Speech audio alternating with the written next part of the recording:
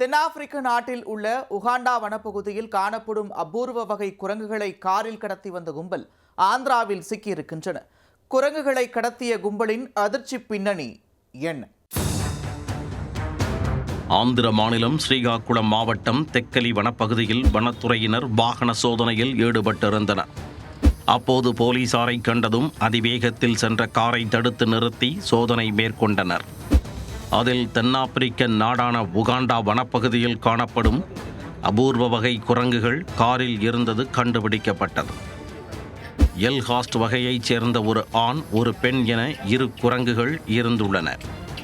2 குரங்குகளையும் பறிமுதல் செய்த வனத்துறையினர் காரில் வந்த மேற்கு வங்க மாநிலத்தைச் சேர்ந்த சௌரப் மாண்டால், தனுஜய் சிங், முகேஷ் ராஜ் ஆகிய மூவரையும் கைது செய்தனர்.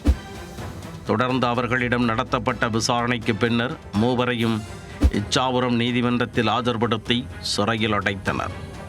அசாம் மாநிலத்தில் இருந்து மேற்கு வங்க மாநிலம் வழியாக குரங்குகளை சென்னைக்கு காரில் கடத்திச் சென்றது தெரியவந்துள்ளது.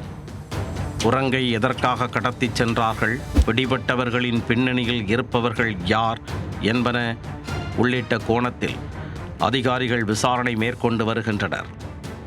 மருத்துவ காரணங்களுக்காக குரங்குகளை கடத்தி கொலை செய்ய இருந்ததாகவும் சந்தேகம் எழுந்துள்ளது.